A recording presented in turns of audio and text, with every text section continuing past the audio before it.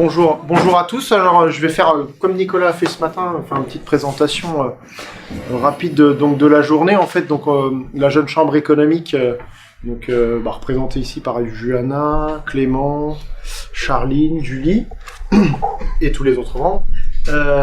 Et donc, ils ont voulu, suite à l'année 2016, et un peu le catastrophisme, on va dire, ambiant du monde agricole, ont eu la volonté donc de faire un salon de l'agriculteur pour pouvoir ce que les gens de la région et du Montargois viennent débattre ou en tout cas une prise de conscience de ce qui se passe dans le milieu agricole.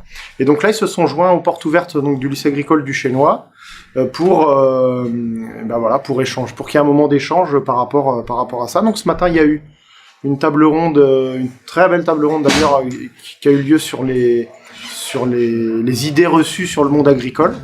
Je trouvais que c'était très intéressant. J'espère que ce sera retransmis sur notamment les réseaux sociaux et tout, parce que c'était vraiment très bien. Et puis, donc cet après-midi, on est parti donc du champ à l'assiette. Alors du champ à l'assiette, ça veut dire pas mal de choses. Ça veut dire on va partir d'une petite graine, de toute petite chose, et on va finir dans une assiette. Alors soit en produit tout simple, soit en produit hyper élaboré, parce que transformé, cuisiné et tout ça. Et puis aussi du champ à l'assiette, il y a de l'invisible dedans en termes d'économie et en termes de social, d'emploi et tout ça. Et donc je parle de cette table ronde, on va essayer de rebalayer un petit peu tous ces univers. Alors pour participer à la table ronde, donc on a des agriculteurs, on a de la gestion, économie-gestion, on a des restaurateurs ou anciens restaurateurs, donc ils sont plus sur l'élaboration et le produit fini, et puis on a des consommateurs. Je vais les laisser se présenter. On fait un pêle-mêle, hein? Ouais, on y va comme ça. Julie. Donc Julie Chambrin, la jeune chambre économique de Montargis. Donc en tant que consommatrice, parce que c'est vrai que moi c'est pas un milieu, voilà. Donc Alors Lydie Boussin, éleveuse de poules pondeuses plein air bio à Père-en-Gâtinais, avec également 40 hectares de céréales, également conduite en agriculture biologique, et avec transformation des poules de réforme de mon atelier en rillettes, en poules confites, etc. Voilà. Alors moi je suis pas agriculteur, Benoît Desbois, je suis expert comptable et commissaire aux comptes. J'interviens principalement pendant mon activité dans le monde agroalimentaire et dans la coopération agricole. Et alors j'ai l'avantage par rapport à certains, c'est j'ai des clients agriculteurs, j'ai des clients transformateurs, j'ai des clients distributeurs. J'ai pas de clients consommateurs finaux, puisque encore on fait des déclarations de revenus. Vous voyez. Donc on a un panel, on voit un certain nombre de choses, et j'essaierai de vous expliquer un peu comment je vois le partage de la valeur. Richard de Lyon, donc je suis agriculteur à Courtampierre, sur une exploitation en polyculture, céréales et betteraves, avec 350 hectares, et ainsi que un petit peu de travail à façon en tant que récolte chez des agriculteurs voisins. Et je suis aussi administrateur dans une coopérative locale.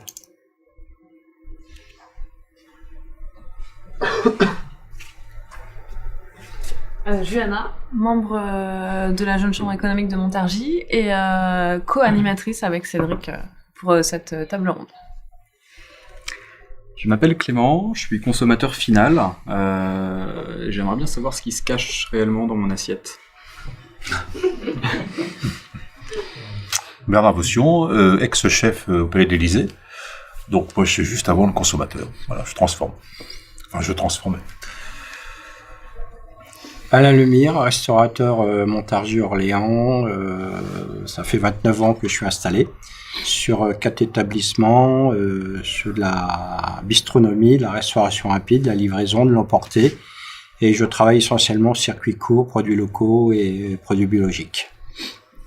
Charline Lefebvre, donc membre de la jeune chambre économique de Montargis, consommatrice et surtout une consommatrice qui a remis un peu en cause sa façon de consommer depuis 3 ans, depuis que j'ai un petit garçon. Voilà, donc très bien, merci. Merci à vous tous d'avoir répondu présent. Et puis, allez-y, dans les débats, n'hésitez pas à intervenir. Donc, comment on a découpé un petit peu en 3 points le parcours, on va parler plus de produits, de production. Après, on verra plus la transformation, l'industrie agroalimentaire et tout ce qui s'y passe. Et puis après, on développera la consommation proprement dite. Donc la production, il y a aujourd'hui en France, il y a différents modes de production. Alors, vous connaissez tous l'agriculture biologique, par exemple, mais il y a aussi le conventionnel, donc c'est avec utilisation de produits vétérinaires, de produits chimiques. Et donc, sous cette bannière-là, on a dans ce mode de production-là, le conventionnel, on a l'agriculture raisonnée, l'agriculture de conservation, les produits, tout ce qui est produit sous label, et aussi les produits industriels. Et puis on a d'autres formes d'agriculture qui se développent. Je pense notamment à l'agriculture urbaine, ou périurbaine, qu'on entend parler. Donc voilà. Donc aujourd'hui, moi ma première question, est-ce qu'il y a une agriculture qui est meilleure qu'une autre? Je sais pas. Les agriculteurs. Non. Je pense personnellement. Je vais me permettre de prendre la parole en tant qu'agricultrice. Après, c'est mon point de vue. Il est ouvert au débat, mais pour moi, il y a de la place pour tout le monde. Il y a tous les marchés. C'est une agricultrice bio qui vous le dit. Je pense que tu aurais pu te présenter aussi, parce que on est mari et femme. Mon mari était exploitant agricole également, en céréales et en conventionnel. Et je pense qu'on a de la place pour tout le monde. Après, ça dépend des marchés, ça dépend des budgets, ça dépend d'un tas de choses. Mais je pense qu'il y a de la place pour tout le monde. Il n'y en a pas une nécessairement meilleure que l'autre. Aujourd'hui, les agriculteurs, notamment en France, travaillent de manière très rigoureuse et très assidue, que ce soit aussi bien en conventionnel qu'en agriculture biologique, ou bien d'autres alternatives. On a des cahiers des charges à respecter dans n'importe quel domaine. Donc non, personnellement, je ne pense pas qu'il y en ait une qui est meilleure que l'autre. C'est mon point de vue. Non, moi je rejoins complètement le discours qui vient d'être abordé par Lydie. Effectivement, c'est des marchés complètement différents, parallèles, et qui répondent à des besoins du consommateur qui sont différents, notamment puisque le marché bio est généralement une plus-value, une valeur ajoutée un petit peu plus importante, qui peut-être au niveau du consommateur ne répond pas forcément à toutes les bourses et à tous les besoins. Après, il est vrai que chaque filière a des obligations vis-à-vis de l'environnement, vis-à-vis de tout ce qu'on peut utiliser ou ne pas utiliser, puisque malgré tout, il faut bien penser que tout ce qui est utilisé en agriculture a un coût. Et derrière l'agriculteur, il est comme n'importe quelle personne, il a aussi besoin de vivre de son métier. Donc je pense qu'effectivement qu'il y a de la place pour tous les modes d'agriculture, à partir du moment où les marchés sont là, sont présents et doivent être alimentés. Vous parlez de plus-value bio, pourquoi pour vous, dans votre discours, pourquoi le bio ça serait plus cher et pourquoi ça serait une plus-value, ça apporte une plus-value au produit? À mon sens, je sais pas, Lydie serait peut-être plus à même que moi de répondre, mais au niveau de la production bio, il y a une production globale sur une surface qui est moins importante qu'en agriculture raisonnée ou conventionnelle. Donc forcément, par rapport à des charges qui sont là et qui sont présentes au sein des exploitations, la matière première est moins, il y a moins de production. Et il y a aussi plus de travail de façon à la préparer, à la présenter, sur le marché. Je te rejoins, notamment par exemple par rapport à la production végétale, on va avoir plus de travail mécanique sur les céréales, on va avoir plus de choses sur du désherbage, des choses qui sont plus coûteuses. Donc notamment, par exemple, je sais pas, j'ai pas d'idée vraiment en tête, c'est plus mon homme qui s'occupe de la partie production végétale, mais il y a plus de désherbage manuel, de choses comme ça. Donc derrière, il y a un coût supplémentaire et il y a une revalorisation dessus. Par rapport à ce qui est la production animale, chez moi, je suis sur une unité de 6000 poules pondeuses, donc un atelier relativement petit. J'ai mes camions d'aliments sont 2 fois le prix d'un aliment conventionnel, donc il y a forcément une répercussion derrière sur le prix de l'œuf qui sort. Voilà. On parle beaucoup de prix, de valeur de travail. La valeur de travail, je pense qu'elle est la même globalement dans tous les métiers. Le travail, c'est quelque chose d'important pour tous. Et moi, en tant que consommateur, je me demande parfois pourquoi on commence à classer, à faire des différences. S'il y a un tri entre les différentes agricultures, c'est qu'il y a forcément une différence. Et au final, pour moi, quelle est-elle? Sur le volume, je pense. Sur le marché? Oui, c'est ça. La disponibilité du volume, je pense que c'est ce qui. Après, c'est pas notre ressenti en tant que consommateur. Aujourd'hui, si le bio il a pris 30% en consommation, c'est parce qu'on a d'autres soucis que le volume. On a aussi le souci de tout ce qui est produits intrants et qui sont mauvais pour notre santé. Et là, on parle pas d'environnement, on parle de santé. Donc après, la différence, est-ce qu'elle se situe pas là aussi? En production bio, il n'y a quasiment pas d'intrants chimiques utilisés. C'est que des produits... en termes de traitement, si on peut parler brut, en termes de traitement, il n'y en a pas, à mon sens. Après, quand il y a des engrais, c'est des engrais organiques, c'est des fientes de poules, c'est vraiment des déjections animales, des choses qui sont produites ou sur l'exploitation ou sur des exploitations parallèles ou voisines, quoi. Donc c'est bien ce qui différencie. On se pose la question de la différence elle est là, et elle est là aussi dans la consommation. C'est ça. Mais ce que disait Lydie tout à l'heure aussi, c'est-à-dire que il y a le phénomène de production, volume de production, mais il y a aussi le volume, pour une surface, un volume de travail, un temps de travail, la surface travaillée n'est pas du tout la même. C'est ça qui fait que derrière, l'agriculteur, quand il va aller lui consommer de son côté, puisque c'est aussi un consommateur, faut pas l'oublier, même si on est producteur, on est aussi consommateur. Il y a les besoins quand il va se retrouver pour acheter sa vie courante, on va dire, ce qu'il a besoin tous les jours, ça sera les mêmes que pour n'importe quel consommateur. Mais si pour un volume de production plus petit, s'il vendait le même prix qu'un conventionnel, il n'arriverait pas à vivre tous les jours. En fait, là, on rentre dans la notion de diviseur. C'est-à-dire que quand vous avez une surface de, on va dire, on prend 1 hectare où vous produisez, je veux dire n'importe quoi, 100 tonnes. C'est possible ça? 10 tonnes. Allez, on va dire 10 tonnes. Ouais, 10 tonnes, c'est plus 10 tonnes, ça c'est mieux. 100 quintaux. Voilà, 100 quintaux. C'est fort dans notre région. 100 quintaux. Donc vous les faites en conventionnel. Donc là, vous allez avoir un certain nombre de pratiques culturales mécanisées. Et puis vous allez l'avoir en bio, où là, vous allez avoir peu de mécanisation, et vous allez faire 80 tonnes. 80 quintaux, pardon. Plutôt 50. Ou 50. Donc on divise par 2. On divise par 2 la production. Donc si vous divisez par 2 votre production, et que vous avez, on va dire en main-d'œuvre à peu près le double en bio qu'en conventionnel, eh bien automatiquement, si je prends rien que ce poste-là, le coût de production monte.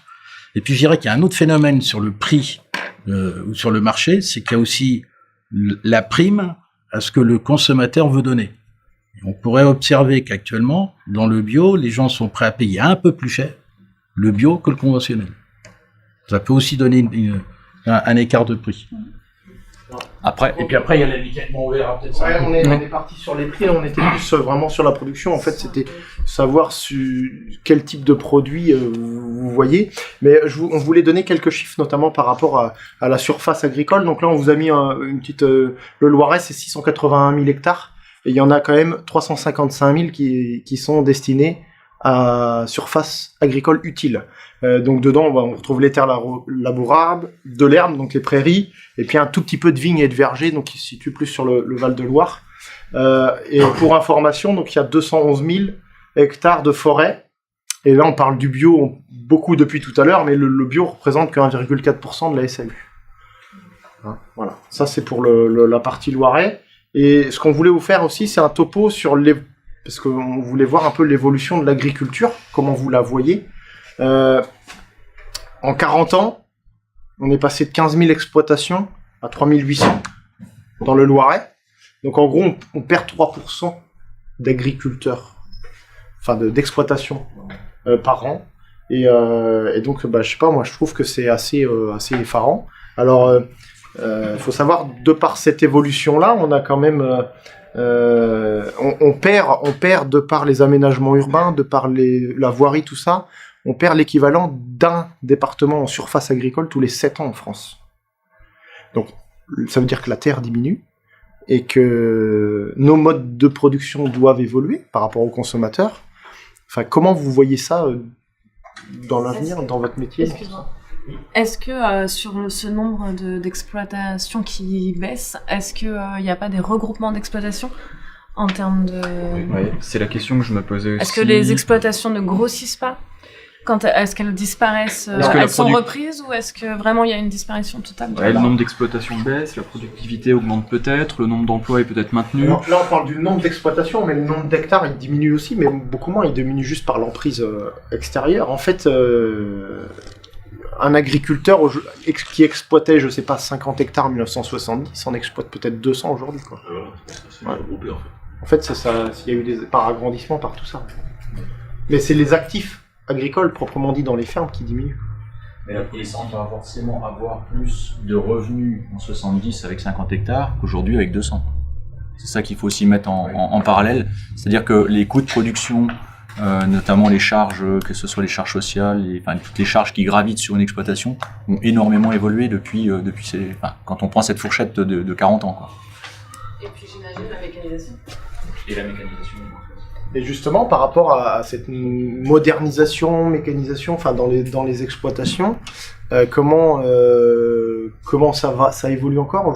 L'agriculture a toujours été plutôt à la pointe de la technologie. Enfin, les GPS, avant d'être dans les voitures, ont été dans les tracteurs. Enfin, c'est un exemple, mais voilà. Comment ça évolue? Comment vous pensez que ça va évoluer? On parle de robots en bio, par exemple. Le désherbage. Ah oui. Robots en désherbage bio ou conventionnel. Il existe des robots de désherbage dans les cultures.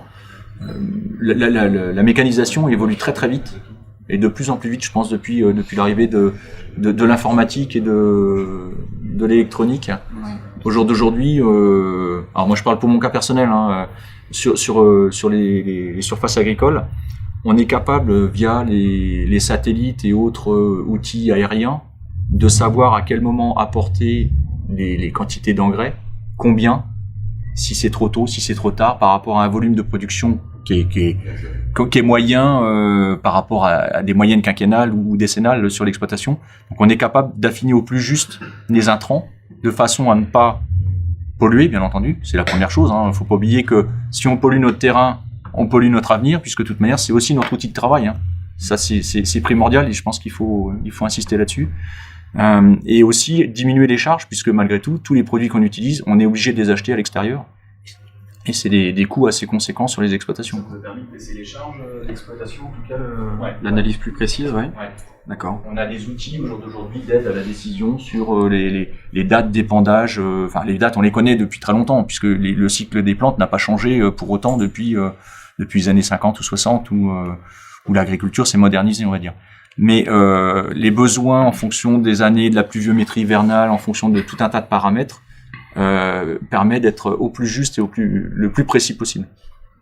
Ce qu'on a observé en matière économique, c'est que depuis la première PAC jusqu'à maintenant, il y a une économie dans les intrants en argent de plus de la moitié. Plus de la moitié. C'est-à-dire qu'avec la méthodologie adoptée, alors il y a des contraintes environnementales, mais déjà rien que par le fait que vous avez une contrainte économique, il a fallu réagir. C'est exactement, alors je vais faire un parallèle qui n'a rien à voir, mais qui illustre, c'est dans les entreprises qu'on a mis les 35 heures en route, la productivité s'est améliorée, parce que les gens se sont mis à réfléchir. Et quand vous êtes face à une contrainte, automatiquement vous réfléchissez et vous cherchez des solutions. Et la première PAC, ça a été une révolution là-dessus. Ça a amené à réfléchir, et puis derrière, vous avez toute l'évolution technologique. Et c'est vrai qu'on se rend pas compte, dans le monde, quand un agriculteur, quand j'entends l'utilisation des données ou de l'informatique ou de l'électronique, il y a certains métiers dans le reste de l'économie qui peuvent regarder, parce qu'il y a quand même un environnement qui est énormément instable, et donc ça leur permet également d'aller chercher des économies et d'améliorer en même temps le rendement. Et de préserver, et ce qui était très important, j'ai bien aimé cette réflexion, c'est préserver mon outil de travail. Parce que on a tendance à dire que l'agriculteur est un pollueur, et si c'est un vrai pollueur, il n'y a plus de travail. Et le premier pollueur en France n'est pas l'agriculteur. C'est le consommateur. C'est la SNCF. Oui. Après, oui.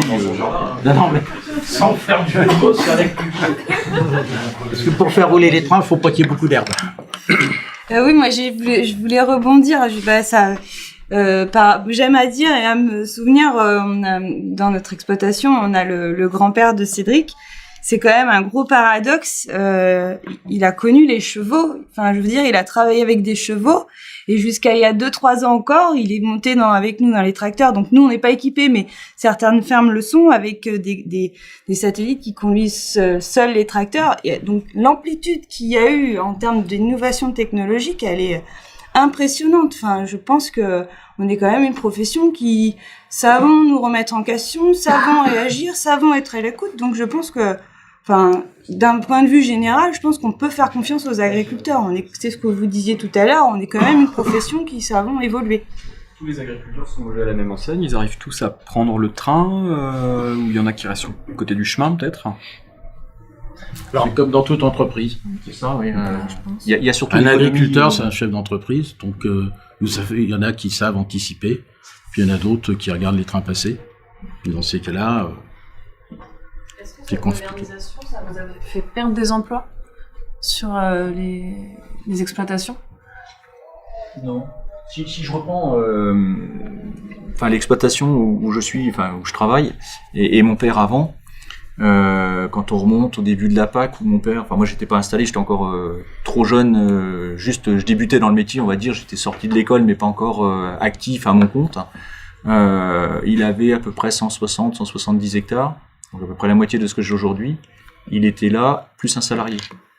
Au jour d'aujourd'hui, moi je suis chef d'exploitation et j'ai 2 salariés à mon compte. Donc si on prend l'augmentation de la surface, on est passé de grosso modo 2 à 3 UTH, donc équivalent temps plein.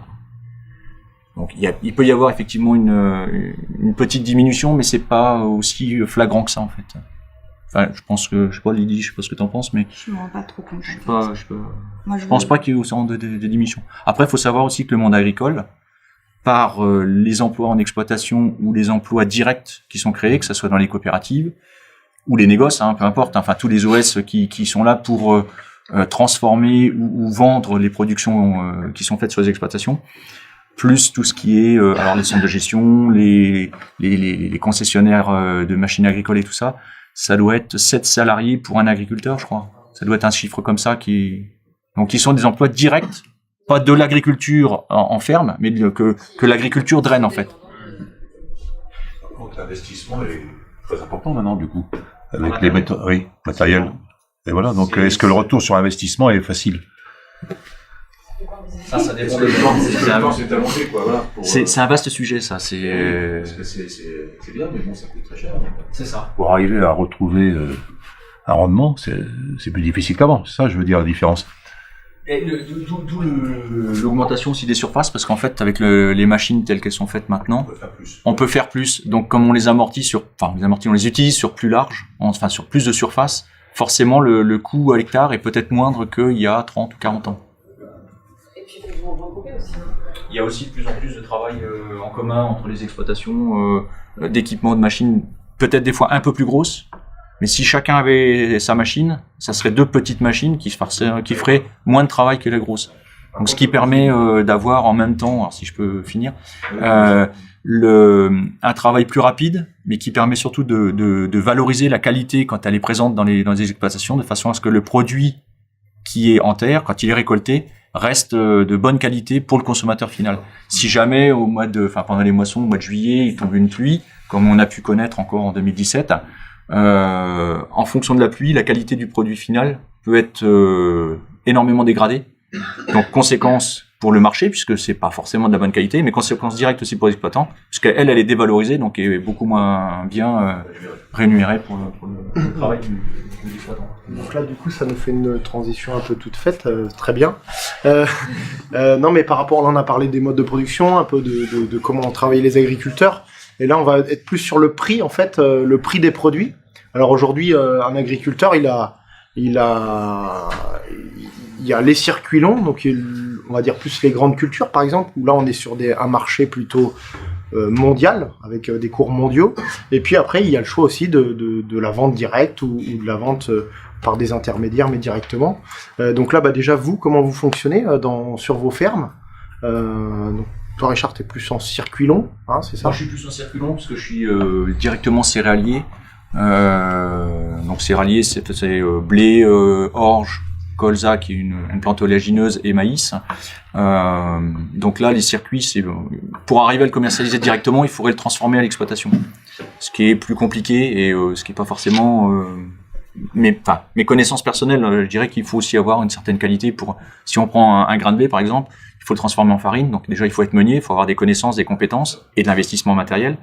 Et ensuite, il faudrait être boulanger pour faire le pain et savoir le travailler correctement. Donc, si on veut vivre aussi de sa transformation, il faut être compétent d'un bout à l'autre de la filière. C'est des obligations. Après, en termes de coûts, et effectivement, les grandes cultures sont souvent soumises à des contraintes mondialistiques, puisque c'est ouvert aux marchés mondiaux avec des évolutions de coûts en fonction des productions à droite, en Russie, aux États-Unis, en Australie, au Brésil, et ainsi de suite. Aujourd'hui, les cours mondiaux, est-ce qu'ils couvrent les charges que vous avez? Non. Si on prend une tonne de blé au jour d'aujourd'hui, qui est rémunérée à l'agriculteur cette année, entre 125 et 140 euros, suivant les périodes, grosso modo, c'est à peu près les prix de vente d'une tonne de blé cette année, alors que le coût de production est de l'ordre de 160-170 euros à la tonne, toujours. Donc au jour d'aujourd'hui, l'agriculteur, il tire la langue dans tous les sens comme il peut pour essayer de boucler son année, si on veut dire, et arriver à vivre. Et en plus, vous avez l'effet climatologique qui fait que vous pouvez avoir des rendements. Alors on parle pas de 2016, bien entendu. Non. Et c'est pour ça qu'il faut raisonner sur une période moyenne. C'est-à-dire que si vous raisonnez en agriculture sur un exercice, vous comprenez rien à ce qui se passe. Parce que vous allez avoir une très très grosse année, donc les gens vont dire le revenu moyen de l'agriculteur a explosé, d'accord, mais l'année d'avant, si on prend 2016 et puis 2012 ou 2010, c'est plus du tout les mêmes raisonnements. Donc il faut vraiment travailler sur du quinquennal. Sinon vous comprenez pas bien ce qui se passe. Et je pense que la difficulté actuelle, c'est que effectivement on a les productions globales dans le monde, avec les saisonnalités. Et derrière, vous avez tous les marchés financiers. Il faut savoir que la denrée humaine, finalement, la nourriture, la base de la nourriture, fait partie des socles de certains marchés financiers. Donc automatiquement, il y a des déplacements d'argent qui se font en fonction des traders, en fonction de la politique de certains gros faiseurs sur le marché, qui fait qu'ils vont spéculer à la hausse ou à la baisse. Et automatiquement, le revenu de l'agriculteur, lui, ça va chahuter en fonction de la hausse ou de la baisse. Donc, il y a beaucoup de notions là-dessus. En plus des volumes de marché qui peuvent être contraignants par rapport à la consommation. Donc là, plus sur le marché mondial. Toi, Lydie, tu as du marché mondial, du marché contractualisé et aussi de la vente directe. C'est ça. Comment se construisent ces flux? Moi, j'aime à dire un peu provocateur que je suis bio-industrielle parce que effectivement j'ai une exploitation en agriculture biologique, mais mon marché est industriel puisque la quasi-totalité de mes œufs sont achetés par un industriel qui va après les reconditionner et les revaloriser en grande surface. Donc ça représente à peu près donc mon exploitation, c'est 90% de production animale, de chiffre d'affaires, et 10% de production végétale. Et sur les 90% de production animale, la partie long des circuits longs, on va dire, avec mon industriel, c'est 85%. J'essaye j'ai la chance, ils autorisent mon centre d'emballage avec qui je travaille, ils autorisent à nous commercialiser les écarts de tri, donc les œufs qui sont gros, sales, fragiles, etc. Donc c'est un produit d'appel et derrière ça, j'essaye moi de pouvoir valoriser mes poules qui doivent partir tous les ans au moment de la réforme. Donc c'est pour ça que j'essaye de faire de la transformation. Donc je travaille avec une conserverie parce qu'aujourd'hui je suis pas équipée pour pouvoir faire moi-même les produits. Ça me serait trop coûteux et comme tu l'as dit, c'est un métier. Déjà rien que de vendre en direct, c'est pas toujours facile parce que quand c'est pas le moment et que on a des emmerdes, par exemple au poulailler et qu'on a des clients qui sont là, ça reste quand même un métier la vente. Donc ça c'est un aspect, mais c'est quelque chose qu'on essaye de développer et qu'on progresse tout doucement, auquel on progresse tout doucement. Je suis un petit peu surpris par ce que vous me dites tous les deux. Ce serait trop coûteux, ce serait trop difficile, il faudrait être multicompétent, etc., etc. Je pense à une grande enseigne française qui a acheté des bateaux de pêche. Alors on n'a pas de pêcheurs dans le Loiret, mais qui a acheté des bateaux de pêche et qui a tout internalisé, qui a réussi à pêcher le poisson, le transformer, le congeler, le vendre, etc. Alors pourquoi certains y arrivent et pourquoi est-ce que ce serait peut-être pas une possibilité dans vos métiers? Ils ont la conserverie, ils ont tout, dans toute la filière. Ils ont créé toute la filière. Ils l'ont créé. Alors, Est-ce que c'est pas une question de moyens? Tout simplement. Simplement. Individuellement, c'est difficile. Hein. Mais si on, enfin, je sais pas, tout seul ou attendre tout à l'heure pour en parler, parce que la coopérative locale céréalière a un peu le même système. C'est-à-dire que elle va de la production du grain de blé de semence, donc qui va être mis en place en terre par les agriculteurs, jusqu'à la farine finale. Est-ce qu'on l'aborde tout de suite ou est-ce qu'on revient derrière quand on parlera des organismes Ouais, alors. Par rapport au prix, voilà, je voulais rebondir sur mon expérience que j'ai mis en place. Je fais des produits circuits courts et bio depuis 20 ans. J'ai pas attendu la mode des circuits courts et des produits biologiques. Et en fin de compte, ce qu'on a mis en place, c'est des contrats moraux avec des producteurs. Je parle d'Olivier Chaloche qui est pas loin d'ici. Il nous plante à peu près 20 tonnes de pommes de terre par an. C'est un contrat et on y prend les 20 tonnes. Et je prends le dernier exemple, ça remonte à 3 ans, avec Jean-Baptiste Drouin, qui est pas loin d'ici, sur de l'Angus, où on a démarré le burger, et du coup, on y prend tous les bas morceaux. On y prend à peu près 5000 steaks par mois. Et lui, on y a fait, en fin de compte, le développement économique de sa ferme, puisqu'on y prend tous les quartiers avant des bêtes, et on y fait à peu près un tiers du chiffre d'affaires de la ferme. L'autre tiers de son chiffre d'affaires, c'est tous les quartiers et les beaux quartiers nobles qui vont à la boutique, à la ferme. Et le restant l'autre tiers, c'est ces génisses et vos femelles qui revendent d'autres éleveurs. Mais on a monté un modèle économique et là, on est vraiment en circuit court et sur du durable, quoi. Parce que moi, j'ai évolué dans la restauration puisqu'on a développé un produit, on a remonté une enseigne. Et du coup, le modèle, il tient. J'ai besoin de lui, mais il a besoin de moi. Et du coup, on est deux, mais on est vraiment en circuit court. Je suis pas un industriel. Lui non plus. Mais pour vous dire qu'on peut monter des modèles économiques sur du local, quoi. Intégré. Ça, c'est indéniable. Il y a sûrement des possibilités, mais après, on peut avoir aussi des productions où on a besoin d'outils industriels, entre guillemets, l'industriel, qui fait que... Et je peux vous dire, il y a un boucher qui travaille pour des producteurs locaux, qui fait toute la découpe de viande pour des agriculteurs en direct. Et en fin de compte, les bêtes sont abattues à Cosne-sur-Loire. Ils reviennent à Surly-sur-Loire pour la découpe et la transformation. Et je veux dire, on fait le tour de la boucle et ça fonctionne, quoi. Et là, le partage des valeurs est plus juste sur un système court que sur un système long? Là, nous, on a un prix fixé à l'année. Et moi, je m'en sors et lui s'en sort aussi. Et je pense qu'on a un partage des valeurs, quoi. Je pense qu'il faut faire attention entre le circuit court et le circuit long, parce que le circuit long, si on prend par exemple le blé, on va partir du semencier jusqu'à la baguette de pain. Le semencier, c'est des milliards d'euros de recherche, et la recherche peut durer 10 ans. Je crois que le timing sur une recherche en semence, c'est à peu près 10 ans. Pour avoir un succès. Donc il faut pour l'échelle de temps est très très important. C'est ça. Et pour trouver une variété, mais pas forcément. Donc on a ce premier critère, c'est donc la semence. Et la semence, il faut trouver la meilleure. Bon, donc il y a de la recherche. 10 ans. Donc 10 ans, c'est énormément d'argent. Derrière, après, vous avez la production. Donc, une semence, on a mis 10 ans pour la produire. On la produit. Elle va durer un certain nombre d'années. Puis, elle va après devenir obsolète.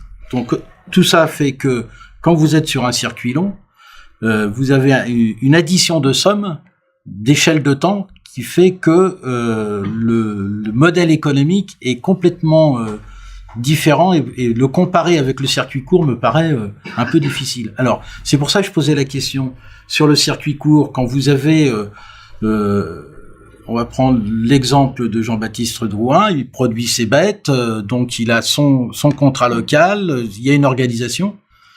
Mais ce que je voulais dire, c'est que au milieu, on a très très peu d'outils.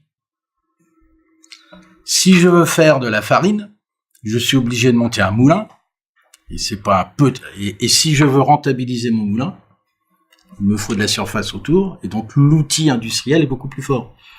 On peut prendre un autre exemple, c'est la betterave. Une usine, c'est combien? Allez, on va dire entre 100 et 200 millions d'euros, une toute petite usine, qui travaille 90 jours par an.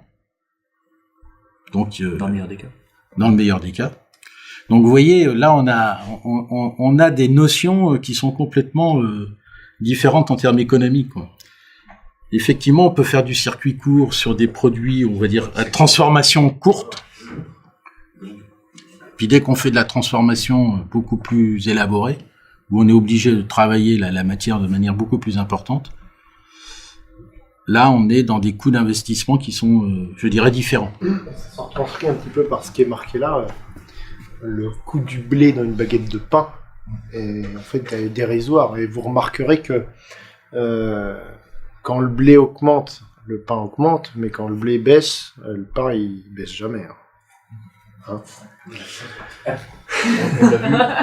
On l'a vu chez les boulangers en 2012 à peu près, où les cours du blé étaient montés à des prix, on peut presque dire astronomiques par rapport à maintenant, puisqu'on était de l'ordre de 230 à 250 euros la tonne. Alors que cette année, on est plutôt 100 euros de moins, quoi. Le prix du pain, les boulangers crient au secours, fallait qu'ils augmentent le prix du pain. Alors qu'on voit très bien que ça représente moins de 10% de la valeur, le produit de base. Sauf que cette année, le prix de la baguette n'a pas baissé. Alors, je ne tire pas sur les boulangers, hein, loin de là, parce que ils ont aussi leurs charges derrière, ils ont leurs obligations, ils ont tout un tas de contraintes également pour arriver à faire leurs produits et à le commercialiser. Hein. Attention, mon discours n'est pas de dire que c'est ceux qui nous mangent la valeur ajoutée. Loin de là, puisque il y a une valeur ajoutée entre un produit qui est chez le producteur, quel qu'il soit, et enfin la différence entre le producteur et le consommateur, il y a de la valeur ajoutée. Ce qu'il faut surtout, c'est que la répartition soit homogène et que tout le monde arrive à vivre de cette valeur ajoutée. Et qu'il n'y en ait pas un qui court-circuite ou 80% de la valeur ajoutée, comme on peut le voir dans certaines filières, malheureusement en ce moment, quoi. Donc on a vu, il y a des produits qui peuvent être vendus en direct, mais il y a beaucoup en transformation, distribution. On a déjà quand même abordé pas mal le sujet. Alors, qui sont les acteurs un petit peu de cette transformation, cette distribution? En premier lieu, il y a un système qui a été mis en place par les agriculteurs, c'est les coopératives. Alors Richard, toi tu es administrateur d'une coopérative. C'est ça, moi je suis administrateur. Alors, la coopérative il y en a deux sur l'écran, mais je suis administrateur de la Caproga La Meunière. C'est une coopérative qui aujourd'hui regroupe 1200 adhérents à peu près, donc 1200 agriculteurs sur le territoire est du Loiret. Donc grosso modo, si on trace une verticale entre, on va dire, Beaune-la-Rolande et Gien, grosso modo, toute la partie est, c'est le secteur d'activité de la coopérative. C'est une coopérative qui est céréalière, hein, uniquement, qui va de la fabrication, enfin de la production du grain de semence.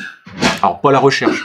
La recherche, elle est faite par d'autres entreprises spécialisées, mais la multiplication de ce que la recherche a permis de produire, jusqu'à la fabrication de la farine, qui est faite à Amilly, donc ici même à quelques kilomètres d'ici. Hein. Cette coopérative fabrique à peu près 50 000 tonnes de farine par an, qui sont produits à 100% par les grains de blé des adhérents de la coopérative. Donc c'est vraiment un produit très local, qui est transformé sur place, en termes de farine en tout cas. Ensuite, on a des clients qui sont plus ou moins proches. Le plus près, ça va être le centre Leclerc à Amilly, qui est un des clients de la coopérative. C'est vous qui fixez les prix du coup? Ou comment vous... Les prix, c'est toujours... personnellement, non, c'est pas moi, mais c'est le directeur qui est en charge de la commercialisation de la farine va trouver un terrain d'entente entre lui et son acheteur. Pour que tout le monde s'y retrouve. On gagne sa vie, voilà. Et par rapport à ça, est-ce que les agriculteurs locaux, ils retrouvent un plus à ce que leur grain de blé soit transformé localement dans une entité, enfin la farine qui soit faite à la Caproga? À mon sens, oui. Est-ce qu'il y a une survalorisation? Est-ce qu'il y a... Non mais pour moi oui. Alors vous allez me dire, je suis administrateur, donc forcément je peux pas dire le contraire. Mais tous les toutes les tonnes de blé qui passent, on va dire, du silo de collecte au moulin, à chaque fois qu'ils rentrent au moulin, ils rentrent au même prix que si cette tonne de blé était vendue à l'extérieur. Chez un marchand d'aliments du bétail, chez n'importe quel autre industriel qui peut avoir besoin de ces produits-là. Donc déjà, le prix d'entrée au moulin est le même. Donc il n'y a pas de dévalorisation du blé pour l'agriculteur. Et derrière, le moulin dégage de la marge qui est redistribuée à l'ensemble des adhérents de la coopérative. C'est le principe de la coopérative, c'est-à-dire que c'est un outil de travail commun qui est géré, du mieux possible en tout cas, ce qu'on estime. À mon sens, c'est pas trop mal vu les plusieurs années qu'on passe où on a plutôt des bons échos par rapport à la concurrence. Et derrière, l'adhérent retrouve une plus-value sur cette tonne de blé, quoi. Alors qu'il les produit ou non, attention. Après, c'est réparti sur l'ensemble des adhérents, qui soient parce que certains adhérents sont même pas au courant que leur blé va être valorisé au moulin. Ils le vendent à la coopérative sans savoir ce qu'elle va en faire derrière. Excusez-moi, je me pose une question. Mais pourquoi est-ce qu'on produit du blé ? C'est pour l'alimentation. Alors le blé est utilisé aussi bien pour l'alimentation animale. C'est pour se nourrir. Oui. C'est pour nourrir le consommateur. Ou les animaux. Ou les animaux. Alors pour l'instant, on n'a pas trop parlé ni des consommateurs ni des animaux jusque-là qui consomment. On parle beaucoup de la valeur, de la filière, du travail, des marges, etc. Mais j'ai l'impression qu'on n'en prend pas vraiment en compte le consommateur, ou peut-être qu'on est un peu en avance encore, mais... on va en parler après, mais alors, chaque fois, le consommateur, lui, c'est le juge de paix final. C'est-à-dire que si vous n'avez pas un bon produit, vous sortez du marché. Donc, tout le travail qui est fait par les organismes qui sont, je dirais, sur la diapo, sont, on va dire, à la limite, jugés par le consommateur. Donc après, on va avoir des évolutions alors peut-être pas dans le blé ou peut-être plus dans le sucre. Quand vous voyez Cristal Union, il y a tout un travail qui est fait sur la recherche pour avoir un sucre allégé. Donc après, il y a toute la notion de marketing qui va arriver derrière. Donc je dirais que ces industriels-là vont se raccrocher au marché pour savoir comment le marché réagit et quel est le produit qui va vendre le mieux ou qui va apporter le plus de valeur pour rémunérer au mieux leurs producteurs. Donc le consommateur, il arrive. Alors après, le consommateur, lui, il est aussi avec la grande distribution. Hein. Il est là, il va être là aussi. Hein. Puis après, il est là, il est pas dans l'industrie, on le retrouve, mais indirectement, parce que soit vous avez de la première transformation ou de la transformation finale. Dans la transformation finale, c'est sûr qu'il y a un raccord qui se fait tout de suite. Par contre, dans la première transformation, le consommateur, il est assez éloigné, mais il revient par l'exigence des autres. C'est pas un problème du coup qu'il soit si éloigné de la production, de la transformation, du courtage, etc., etc. Moi, en tant que consommateur, je me demande d'où viennent tout ce que je mange, tous les aliments que je mange. C'est comme ça que je fais le lien là, en fait. C'est un peu le problème pour le producteur. Enfin, je monopolise la parole en tant que producteur. Enfin, Lily, tu veux peut-être en parler, mais c'est non, mais c'est le gros challenge pour le producteur. Je pense qu'il y a un problème aujourd'hui de communication envers l'agriculteur communique pas assez sur ce qu'il fait et ce que ça en devient, quoi. Parce que là, on parle de ces produits-là, donc du blé, de l'orge, mais nous on les l'agriculteur le commercialise en tant que produit matière première. Consommateur, il le voit pas forcément. Moi, j'ai l'habitude d'aller dans les écoles expliquer un peu le métier d'agriculteur. Quand je dis aux enfants que je leur fais retenir une phrase tous les soirs avant d'aller vous coucher, vous brossez les dents avec du maïs. Dans le dentifrice, il y a du maïs. Ça, personne. Enfin, vous le saviez peut-être pas. Je sais pas. Le maïs, c'est la culture qu'on trouve dans plus de 100 produits consommés. C'est énorme. On le retrouve pratiquement partout. Voilà, c'est des choses comme ça qu'il faut dire. Alors, il y a des gens qui communiquent très très bien aujourd'hui sur leur métier et ils expliquent ce qu'ils font. Donc, je pense que il y a un manque. Et donc, d'expliquer que le produit final, à la base, il était autrement. Donc là, on parle de tout ce qui est transformé. Et après, moi, je voudrais revenir sur vous, là, les restaurateurs. Vous travaillez essentiellement avec des produits de base, on va dire. que vous transformez. Et alors, vous, le produit de base, enfin, quel est le... vous allez l'acheter directement à un producteur, par un marché de gros, par les grandes filières. Voilà, comment vous faites et pour quelles raisons? Moi, ce qui nous concerne, on n'a pas trop le choix, parce qu'on a un cahier des charges, on a des appels d'offres à faire et il faut y répondre. Et après, donc, c'est Rungis qui nous ravitaille. Voilà. Mais avec des produits que, bien sûr, de base, qu'on va transformer entièrement. Il n'y aura pas d'additifs, il n'y aura rien du tout. Nous, on s'occupe du produit pur. Voilà. Viande, poisson, volaille, légumes, fruits. Voilà. D'accord. Et pour ma part, eh bien, moi, je favorise vraiment les circuits courts. La preuve, je travaille avec l'agneau du Chénois, à la Belle Rouge. Et c'est pour le consommateur, le consommateur actuellement, il demande de la transparence et il demande qu'est-ce qu'il y a dans l'assiette. Et il veut vraiment être éclairé actuellement avec tous les scandales sanitaires qu'on a trouvés. Les clients parlent et ils veulent rassurer dans le prix. Ils veulent savoir à qui, ce qu'ils dépensent, à qui ça va et si ça fait vivre l'économie locale. Et il y a un acte citoyen avec la fourchette aussi. Dire, voilà, je prends soin de ma santé aussi. Parce que bon, je peux en parler parce que je vois l'évolution. Ça fait 29 ans que je fais ce métier. Et il y a maintenant l'acte de consommer, c'est savoir aussi un acte d'assurance santé. Qu'est-ce que je mange et qu'est-ce qu'il y a dedans, quoi. Et ça, c'est les grosses questions que le consommateur se met et qui pose des questions. Et du coup, on est obligé d'être transparent le plus possible parce que le client, le consommateur a peur de dire qu'est-ce que je vais manger et qu'est-ce que je vais retrouver. Et nous, notre métier de restaurateur, c'est vraiment assurer la transparence et de travailler sur les circuits courts parce que nous, ça nous évite de payer des plateformes. Parce qu'il faut savoir qu'un produit, je prends n'importe quoi, je prends de la crème fraîche bio qu'on travaille en Lorraine avec une petite laiterie, on va la payer 3,50. Si on s'adresse à une plateforme qui fait des produits bio qui est à Reims, le produit arrive à Montargis à 7 €. Mais à 7 €, nous, on n'arrive plus à le revendre, quoi. Et en plus,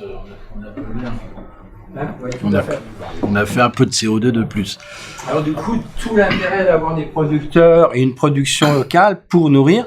Et je peux parler aussi de Loris, le collège de Loris, où ils ont réussi à se mettre presque à 100% en produits locaux, en produits bio, en respectant les menus, ça doit être de 20, je n'avais pas eu en tête, ce que prend les centrales ou les cuisines centrales, Sodexo, etc., pour nourrir des enfants.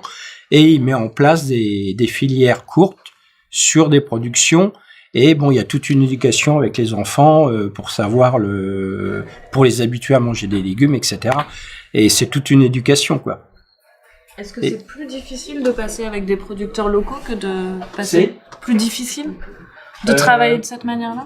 Plus difficile maintenant. Au départ, oui, c'était difficile parce que c'est à nous de nous adapter. Il faut savoir, on a une carte qui change tous les 15 jours. Et la météo vient, le produit de saison arrive, il y en a plus, il a gelé, il y en a pas, il y en a. Et du coup, nous, en fin de compte, notre métier, c'est pas avoir une carte de chaîne et dire, il y a le produit du 1er janvier au 31 décembre, il y a des fraises, ou 6 mois, il y a des fraises, et puis 6 mois après, il y a autre chose. Nous, on s'adapte tous les 15 jours. Et du coup, il y a de l'agneau, il y a de l'agneau, il y a tel poisson, il y a tel poisson. Là, il y a plus, il y a plus. Et là, c'est potimarron, il y en a plus, c'est terminé. On va passer sur autre chose. Et du coup, notre métier, c'est s'adapter aux saisons. Mais c'est vrai que dans la restauration, il y a encore quand même il y a beaucoup de travail à faire. Même en faisant de la restauration rapide, on s'adapte aussi aux saisons. Et c'est notre métier. Et là, c'est vraiment s'adapter à ce que le producteur, l'agriculteur va nous donner et ce que la nature va nous donner, quoi. Donc, je reviens à ce que vous avez dit tout à l'heure. Donc, vous allez au marché, à Rungis. Donc, vous avez guère le choix. Non, par rapport à la quantité, en fait, non? Il y a le volume. Et puis après, moi, j'aurais aimé avoir des producteurs. Bon, c'était le cas. Il y a des niches comme le miel, des choses comme ça où c'est facile. Mais après, j'avais le problème de régularité de produits aussi. Donc après, ce que vous cherchiez, c'est un produit normé, en fait. De qualité d'abord. Oui, de qualité. De qualité, ça, c'est évident. Mais après, j'avais déjà eu des contacts avec des producteurs locaux dans la viande, dans les Pyrénées, un peu partout. Mais ils m'assuraient pas la qualité constante et le volume. D'accord. Et là, ça devient compliqué. Quand on a 200 ou 300 couverts avec le même menu, il faut avoir quand même un produit qui est lissé, ça. Et puis moi, je pouvais pas, du coup. D'accord. Il ne l'assurait pas. Donc, je voulais partir un peu là-dessus, c'est que tout produit a des normes. Alors, on va parler des normes alimentaires. il y a des normes de transformation avec des étiquettes et avec tout ça. Et il y a aussi des normes à la production. Je sais pas si tu peux en parler par rapport à l'orge, par exemple, brassicole, par rapport à normes. Bah l'orge, ça va peut-être plus à côté. Moi, ça va être plus les œufs. Sur les aspects, moi, par exemple, donc je ramasse 5500 œufs par jour. Sur mes 5500 œufs, je déclasse environ 150 œufs par jour qui sont hors calibre, c'est-à-dire qu'ils vont être trop gros, ils vont être bosselés, ils vont avoir une tache, un peu de crotte, du sang, enfin, et ça, le consommateur, il en veut pas. Et je suis contente d'entendre dire que finalement, nous, on a des normes, on a un cahier des charges et tout. J'entendais monsieur qui parlait aussi d'un cahier des charges, de normes. Ça me rassure de me dire, bah finalement, il n'y a pas que nous qui avons des cahiers des charges. Et tout à l'heure, tu disais, pourquoi vous voulez pas plus, est-ce que ce serait pas dans notre intérêt d'échanger davantage? Mais grave.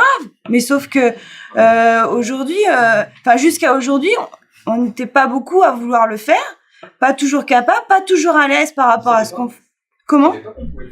On essaye de plus en plus. Alors on est peut-être pas suffisamment nombreux, mais je pense qu'il y a un engouement là-dessus et il y a de plus en plus d'agriculteurs qui sont sensibles parce qu'on n'a pas envie d'être montré du doigt et qu'on n'a pas envie. Et justement, on est content de savoir que vous êtes content de la camelote qu'on vous vend, qu'on vous produit, etc. Enfin, je pense que c'est et donc il y a cet aspect-là. Et puis, comme on a parlé la saisonnalité des produits, d'accord, mais il faut que le consommateur soit capable aussi de se dire je bouffe pas des fraises au mois de janvier, pardon. Enfin, ça c'est. Voilà. Il suffit d'éduquer les gens là-dessus. Et ça, ça vient de plus en plus. Enfin, je pense que c'est des choses qui viennent de plus en plus. Et je vais juste finir. On a nos grands-parents. Enfin, je reviens. Vous allez dire, elle est relou avec ses grands-parents, c'est vrai. Mais nos grands-parents, ils ont connu des moments difficiles avec la guerre, etc. Comment? Il fallait les amener. Ouais, malheureusement. Et bref, et c'est des gens où au moment des grandes surfaces et tout, on leur a donné de l'abondance de produits. Donc c'est légitime, ils se sont entre guillemets habitués à avoir de l'abondance de produits, pas nécessairement en qualité, mais en quantité, ils avaient tout ce qu'il fallait. Et à l'époque, on engrangeait. Ils ont peut-être communiqué ça un peu à nos parents, mais aujourd'hui, on est sur des générations. Enfin, je me trompe peut-être, mais mon ressenti, c'est que on est sur des générations qui réfléchissent davantage à la saisonnalité des produits, à leur qualité. Ah, c'est pas grave s'il y a une tache de crotte sur l'œuf, de toute façon, c'est pas la coquille qu'on va manger. Enfin, c'est des choses où on est, je pense, de plus en plus ouvert et espérons que par la suite, on arrive à communiquer au quotidien avec les consommateurs parce qu'on a tous un intérêt derrière. Et pourquoi les œufs, on est encore obligé de les trier à ce point-là, les taches de sang, enfin tout ça? Parce que l'industriel, l'industrie. Je veux dire, aujourd'hui, le consommateur qui justement évolue dans ce sens-là en se disant la carotte, si elle n'est pas parfaitement dans sa forme de carotte, ouais, voilà. Ça arrive de plus en plus. Pourquoi on les trouve pas encore assez dans nos étals? Parce que ça représente encore assez peu de pourcentage de gens qui sont capables d'acheter des produits qui sont pas jolis. Moi, au poulailler, souvent, donc je vous dis, je vends que les écarts de tri, donc ça reste dérisoire le volume que je fais, mais c'est un produit d'appel. Et souvent, on les voit arriver, les gens qui veulent acheter du bio, du local, je suis vraiment dans la caricature, c'est pas gentil, mais vraiment, c'est ça. Et puis, je sors ma plaquette d'œufs, la dame elle me dit, je voudrais une douzaine. Ah ouais, mais non, mais celui-là, j'en veux pas, il y a du sang. Mais celui-là, j'en veux pas, il y a de la... Vous allez acheter vos œufs à Carrefour, au moins ils seront triés. Et puis, et c'est ça, c'est que on a encore aujourd'hui une génération qui se dit, moi je veux du bio, mais du beau, et du machin, du calé, calibré, tout ça. Et puis on a des gens qui se disent, de toute façon, oui, effectivement, c'est un bout de crotte, mais il est sur la coquille, c'est pas grave, ça va pas chercher loin. Donc ça évolue, mais tout doucement. Mais plus on va en parler, plus on va sortir, plus on va y arriver. On a mal été habitués. Oui. On a été habitués à avoir des choses normées, restrictives. On a éduqué quand même. On a été éduqués comme ça. Et puis avoir des mauvais produits surtout, quoi. Avant, il fallait une tomate superbe, bien ronde. Bon, pour avoir une superbe tomate bien ronde, j'imagine que derrière... des écarts de tri. Le chercheur, il a cherché, il a trouvé. Hein. Alors, il a manipulé. Hein. Donc après, qu'est-ce qu'il a manipulé? Donc effectivement. Comme les patates, les pommes de terre, il faut un calibre assez conséquent, mais moi je m'en fous si la patate elle est grosse, à la limite j'en ai moins épluché. Mais Je voudrais rebondir dessus parce que Le problème, c'est le profit. j'ai les clients en face de moi et pas plus tard que début novembre, le client il me dit d'habitude vous faites des Saint-Jacques, et puis il m'a fait un commentaire sur internet salace, il n'y a pas de Saint-Jacques, il m'a piqué un scandale parce que j'avais mis Saint-Jacques mais selon l'arrivage et la saison, et puis là il n'y avait pas de... La saison était trop tôt. Je travaillais avec un pêcheur sur Cancale et il m'a dit non, les Saint-Jacques, la saison n'a pas démarré, il n'y a pas, ça va arriver. Et je me suis fait, et puis j'ai beau expliquer le client, oui, mais il y en a à Carrefour, il y en a là, mais bon. Je lui ai dit, non, il me dit, de toute façon, vous savez pas faire votre métier, basta. Bon. Et du coup, on se trouve avec des consommateurs parce que le produit, il doit être formaté, et puis des fois, il comprend pas que dire, on en a plus. J'explique, mais la saison est terminée, monsieur. Voilà. Et du coup, mais non. Surtout la Saint-Jacques, c'est super réglementé. Ouais. Pêche. pour les pêcheurs français, mais apparemment pas en Angleterre, j'ai cru comprendre qu'ils étaient plus souples. Mais on travaille sur la Saint-Jacques de Bretagne et le client comprend pas. Et il comprend pas que pour faire un foie gras, moi j'ai un petit élevage dans le Pays-Bas, c'est 50 canards. Je commande mes canards et tout longtemps avant, et à un moment, des fois j'en ai plus. Et il comprend pas qu'il y a une rupture. Et donc 80, je sais plus quoi, 80% des foie gras, il y a des pays de l'Est. Mais c'est l'éternel problème de la production. Alors même si j'ai bien aimé la remarque de monsieur tout à l'heure, mais la production, c'est un cycle de travail qui, suivant les espèces, oscille entre 6 et 12 mois, voire plus. Donc forcément, quand on en a plus, et il faut attendre que le cycle soit fini pour revenir et avoir de la matière première. Après, tout à l'heure, monsieur disait, on parle beaucoup du producteur, pas assez du consommateur. Moi, ce que j'aimerais mieux, c'est que le consommateur nous dise clairement tout de suite ce qu'il attend du producteur. C'est beaucoup plus facile pour nous de savoir ce qu'il faut qu'on produise. Mais comme bien souvent, je pense qu'on manque de communication. Pas de connaissance aussi. On manque de connaissances, de communication. Nous, on ne connaît pas le producteur ne connaît pas le client. Et, peut-être un coup à jouer, là, se rencontrer. Heureusement qu'on est là. Donc, pour continuer par rapport... Oui, vas-y. Est-ce que les normes sont des difficultés dans vos métiers ? Aujourd'hui, on a des normes de partout, des étiquettes de partout. Alors, on viendra sur le consommateur juste après. Mais déjà, du côté agriculteur, est-ce que ça rend les choses plus compliquées ? C'est plus sécuritaire ? C'est une réelle concurrence. Par rapport aux contraintes normalistiques, si on peut les appeler comme ça. C'est-à-dire qu'au jour d'aujourd'hui, on entend beaucoup dans les médias que le glyphosate va être interdit sous 3 ans en France. Si on prend le produit quel qu'il soit, il peut arriver du Brésil, des États-Unis ou d'un autre pays d'Europe sans avoir ce problème de glyphosate. Alors, c'est un exemple, mais on peut prendre le même sur les OGM. On peut le multiplier à l'infini. C'est-à-dire que en France, alors sans vouloir faire que du français, mais il y a des normes, il y a des obligations environnementales qui ont certainement à certaines périodes eu des excès, des abus. C'est possible. Je ne dément pas que dans les années passées, avec le manque de connaissances qu'on pouvait avoir, il y ait quelques erreurs qui étaient faites. Au jour d'aujourd'hui, on essaye de travailler dans le respect de l'environnement, et comme je disais tout à l'heure, il faut pas oublier que notre outil de travail, c'est la terre. Si on la pollue, si on la détruit, on n'a plus d'outil de travail. Donc on n'est plus du tout capable de produire. Et c'est des contraintes qui sont pas forcément avec nos voisins de la commune d'à côté ou quoi que ce soit, mais qui sont par rapport aux pays limitrophes ou plus loin sur la planète, qui peuvent être très très compliqués à gérer pour les producteurs et surtout économiquement. Quelque chose qui m'interpelle parce que j'ai ce genre de conversation, c'est qu'aujourd'hui les agriculteurs ils brandissent un peu l'environnement, comme quoi vous faites attention, etc. Mais nous le consommateur, alors c'est pas que l'environnement nous intéresse pas, enfin moi personnellement ça m'intéresse. Aujourd'hui c'est la santé qui nous préoccupe, c'est pas l'environnement. C'est-à-dire qu'on a conscience que il y a eu de l'eau polluée, qu'il y a des choses qui sont faites et qui sont mises en place.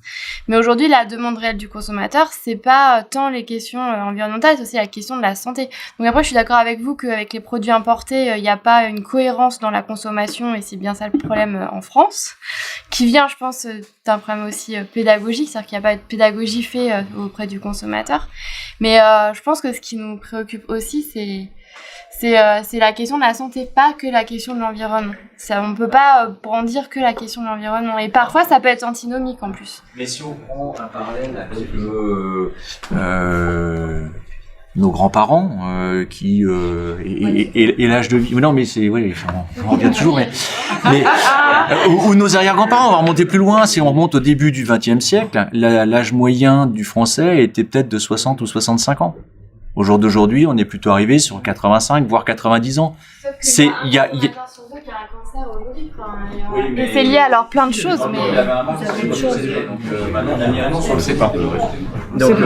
mais clairement, alors la santé a fait d'énormes progrès pour arriver à nous soigner, mais l'agriculture a aussi fait beaucoup de progrès, que ça soit en qualité ou en quantité de produits, pour arriver à ce que le consommateur, enfin l'humain de base, qu'on est tous, arrive à mieux vivre et vivre plus longtemps. Est-ce que je peux me permettre d'intervenir? bah oui. Bonjour, donc Hervé Foissier, agriculteur. Vous parliez de sécurité alimentaire. Je pense qu'on peut dire quand même que l'agriculture française est quand même une des plus sûres au monde. Et ça, on le dit pas assez. Et sanitairement, on a une traçabilité qui n'existe pas dans les autres pays. Donc, attention à l'agribashing français. On a une agriculture sûre. On a un modèle agricole qui est quand même basé sur des exploitations familiales, à la différence de la grande partie des pays de la planète. Et derrière, on se permet de mettre des normes qui nous étouffent et qui laissent la porte ouverte à tous les produits. Et je dirais, dans toutes les négociations internationales, l'agriculture, c'est une monnaie d'échange. Et qu'est-ce qu'on fait? On vend des produits manufacturés, en échange, on importe des produits agricoles. Et on se retrouve maintenant à être face à une concurrence qui est exacerbée, à une libéralisation des marchés. On a énormément de produits qui rentrent et on est en train d'étouffer l'agriculture française avec des normes, pour moi, qui sont une réelle distorsion de concurrence avec tous les autres pays mondiaux. Donc, à un moment, l'agriculture va s'effondrer si on n'arrive pas, je dirais, à quand même la soutenir un minimum au niveau français. Non, ça attaque du gros. Là, oui, mais c'est ça le problème. Alors moi, je vais rebondir justement là-dessus parce que ça me tient à cœur. J'ai tendance à toujours voir le verre à moitié plein que le verre à moitié vide. Je suis d'un naturel optimiste. Et les menaces, en ce qui me concerne, je les transforme en opportunités. Et il faut que... Je suis d'accord avec toi, le cahier des charges, le machin, les normes. Moi, sur mon poulailler, des normes sanitaires, vous avez pas idée. J'ai été éleveur. Eh ben, vous avez pas idée, c'est général. Hein. Je m'adresse pas à toi en particulier. Non, mais j'ai été éleveur, et je voudrais quand même rebondir là-dessus. J'ai été éleveur. Je faisais des poulettes démarrées pour leur production, avec des cahiers des charges, mais hyper draconiens. Et en fait, j'ai abandonné l'élevage. Pourquoi? Parce que la production, elle a été délocalisée en Pologne. Et moi, la dernière chose qu'on m'a dit, c'est ce que je râlais sur la rémunération parce que j'arrivais plus à retrouver de marge. Je me dis, écoutez, moi j'ai des salariés en Pologne qui travaillent 4,50 € de l'heure. Donc monsieur, vous vous adaptez, vous arrêtez. Ben écoutez, j'arrête. Et maintenant la production de poulettes démarrées dans le Loiret, elle est quasiment réduite à néant. Donc ça faut quand même ouvrir les yeux là-dessus. Hein. En face, on a quand même des concurrents. On a des pays avec des coûts de main-d'œuvre nettement plus faibles, des normes qui sont pas les mêmes que nous. Donc c'est comme ça aussi qu'on est en train de tuer des filières. C'est parce que, je dirais, le plombier polonais, il existe aussi dans l'agriculture. La concurrence déloyale. C'est une concurrence déloyale. Juste dire que à nous de communiquer vachement là-dessus parce que justement c'est quand même garantir un produit de qualité. On sait que derrière sur mon atelier comme sur le tien, t'as des dizaines de contrôles par an, même des dizaines, même plus que ça. Merde, il faut qu'on communique là-dessus en disant ce que vous mangez à la sortie du cul de ma poule, c'est au top, quoi. Sinon, je peux pas le vendre. Donc, il faut absolument qu'on communique vachement dessus. Et le problème de santé, il est dans la manière de se nourrir. Oui, on va en parler sur la consommation après. Allez-y. Est-ce qu'au fil du temps, il y a des secteurs agricoles français qui ont été sacrifiés complètement au profit d'autres pays pour des productions? Ouais, après d'autres pays peut-être, mais en tout cas, on a régionalisé aussi les productions. Dans le Loiret, il y a quasiment plus de producteurs de porc. Je crois qu'ils sont encore une quinzaine. Mais ça a été délocalisé. Alors qu'on a un abattoir à Orléans. Forcément à l'étranger ou non. Vous avez les Russes qui se mettent à produire maintenant du porc. Ça pousse leur marchandises. Non, mais après là, ça c'est un problème politique. On a fait un embargo sur la Russie. Aujourd'hui, ils produisent beaucoup plus de blé, beaucoup plus de porc et tout ça. Voilà. Donc là, on avait mis une petite slide sur... tout ça, c'est des... Ouais. Est-ce que vous y retrouvez sur les... Ça, c'est que les normes, hein. C'est pas l'étiquette, c'est la norme. Hein. Après, on a les étiquettes, on va en parler plus sur la consommation. Ça, c'est juste des normes. Voilà. On passe sur la consommation. Alors, vas-y. Voilà. Alors, l'habitude de consommation aujourd'hui en France, vous regardez, elle a vachement évolué, quoi. Les ménages consacraient quasi moitié de leur budget auparavant pour l'alimentation. Les loisirs sont venus s'interposer. Aujourd'hui, on est à 14%. Alors, Il y a des droits à congés payés qui sont passés par là. Ouais. Comme vous Il y disiez à a l'instant. les loisirs qui ont pris le pas. Donc ça veut Pas dire de que congé les payé. gens mais les préfèrent... loisirs autres que la restauration. Préfèrent se manger moins cher, mal, mais manger moins cher. Et aujourd'hui, la restauration, la bonne restauration, je pense, devient un loisir. Oui. Et un loisir, ça coûte de l'argent, et tout le monde n'a pas le luxe de se payer de la bonne Exactement. restauration. Moi, c'est ce que j'explique aux gens. Des fois, il vaut mieux manger une fois un poulet par semaine que 2 ou 3 poulets mauvais, on va dire. Genre, je provoque, là, mais vous estimez donc que votre métier, c'est un métier de loisir. Ah bah c'est forcément restaurant. Enfin moi c'est un peu différent, mais restaurateur, oui, les gens vont se détendre au restaurant. Bah oui, ils vont se détendre, ils vont passer un bon moment sans avoir à cuisiner. Je peux rebondir aussi puisque j'ai plusieurs formes de restauration et tout en ayant de la restauration rapide, équilibrée. Je peux parler d'Orléans parce que je sais qu'à 1 heure de Montargis, mais on a des consommateurs vraiment urbains, rien à voir avec Montargis, où on propose des plats 8,90 avec les boissons vendées, avec un produit bio, local, il y a la santé, et on arrive à se nourrir sainement en dessous de 10 €, quoi. Ça c'est bien. Et du coup, on peut faire plaisir aux consommateurs, qui est tendance maintenant, c'est de la truth food, manger dans la rue, mais d'un produit de qualité. Et la tendance sur la restauration, elle est là même rapide, c'est bien manger, mais ça peut être que du quinoa qui est produit à Pâté, qui est à 15 km d'Orléans, et les gens se régalent avec des choses simples, mais voilà, mais la tendance, elle est là, on veut, comme dirait la restauration, il y a la restauration de plaisir, gastronomique, mais après il y a la restauration qu'on peut avoir tous les jours, mais qui peut être de qualité, mais avec des produits plus simples, ça peut être des abats retravaillés, etc. Et du coup, c'est le consommateur, il faut qu'on ait conscience aussi qu'on peut bien se nourrir, pas forcément à prix, mais je reconnais que l'offre n'est pas forcément au rendez-vous, quoi. Alors vous dites, vous faites comme suivant ce que le consommateur veut. On remarque en France, 86% des gens, ils veulent manger du poulet dit de qualité, donc sous label, soit fermier, bio et autres. Ouais, mais 84% des poulets consommés, ils viennent d'élevage standard, quoi. Il n'y a pas un problème entre ce que le consommateur veut et... Après, alors pourquoi? Il y a une histoire de prix après. Pourquoi, ouais. Est-ce qu'il veut payer? Il y avait une histoire de marketing que vous abordiez tout à l'heure. Le marketing, c'est ce qui fait acheter, et je sais pas, vous pouvez peut-être en dire un mot dessus, je sais pas, mais... Est-ce qu'il n'y a pas aussi une histoire d'offre? Aujourd'hui, énormément, il y a 50% des poulets consommés en France qui sont consommés découpés. Enfin, c'est-à-dire transformés, découpés, prêts à manger. Là, on est peut-être sur un panel où vous cuisinez, mais les gens... Ouais, 50% des poulets qui sont consommés en France sont consommés et découpés avant d'arriver chez le consommateur, quoi. Les gens veulent prendre de temps. Donc... Après, je pense que si à un moment donné, il y a, enfin, sans jeter la pierre aux agriculteurs, mais je pense qu'il y a un coche qui a été loupé, au sens où on a produit du volume, et moi, j'ai une idée assez reçue sur la question, c'est pour à partir du moment où on produit du volume, on peut pas produire de la qualité, enfin, je vois pas comment ça peut être compatible, et bah, moi, en tout cas, c'est mon idée reçue à moi, mais moi, je pense que c'est compliqué de faire et du volume et de la qualité, et du coup, peut-être qu'à un moment donné, il aurait peut-être fallu en faire moins, expliquer aussi aux consommateurs ce que vous dites, qu'on peut pas manger 3 poulets par semaine, de toute façon, c'est même pas bon pour la santé, et justement, enfin, mettre le prix en face par rapport à ce volume plus inférieur. Et ça n'a pas été fait. Je pense que c'est en train de se passer doucement en ce moment, mais toi, t'es pas d'accord sur volume et qualité. Donc sur le modèle que vous feriez, donc ce serait plus des petits producteurs, des petites exploitations, mais par contre, il faut qu'ils aient la valeur ajoutée derrière. Mais la population, Mais tu voulais dire? Ouais. Et vas-y, tu voulais... Mais non, mais je vois pas en quoi on fait pas de la qualité quand on fait du volume. Je peux pas comprendre. Parce que moi, j'ai en tête les poulaillers industriels avec toutes les volailles à l'intérieur, là, qui voient le jour de temps en temps. C'est la caricature des années... Va visiter un poulailler... Qui dénigre notre production et notre travail, sans connaître la réalité des choses. C'est ça le problème.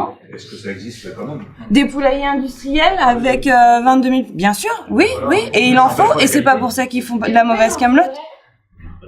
Pourquoi il en faut pas? Il y a une population. Alors, après, vous avez la problématique de la masse. C'est-à-dire que plus vous allez réduire la taille des exploitations... On va dire ça pour nourrir les gens à deux vitesses, c'est comme tout ce qu'on fait. C'est-à-dire que les gens qui auront les moyens d'acheter de la qualité pourront, et sous prétexte qu'on doit nourrir une masse, on va donner des produits de moins bonne qualité aux gens qui peuvent pas. C'est là où tu te trompes. C'est justement là où il faut vraiment casser ce cliché de dire que sur un poulailler avec un volume de masse, enfin entre guillemets, comment dire, sur un gros volume d'animaux, c'est pas pour ça que tu vas manger des poulets qui ont grandi plus vite, qui c'est sûr qu'ils vont avoir une croissance beaucoup plus rapide, mais c'est fini l'idée des injections ou des trucs des poulets aux antibiotiques. Il y a eu cette caricature là. Je pense qu'effectivement, comme tout dans toute profession, dans n'importe quel domaine, il y a eu des excès, il y a eu des abus. Mais derrière aujourd'hui, va visiter un poulailler standard, je peux te donner plein de noms, tu vas voir que les gens ils sont très sérieux et ils font du bon travail. Même à l'étranger. Non. Ah bah, mais je me permettrai pas de critiquer.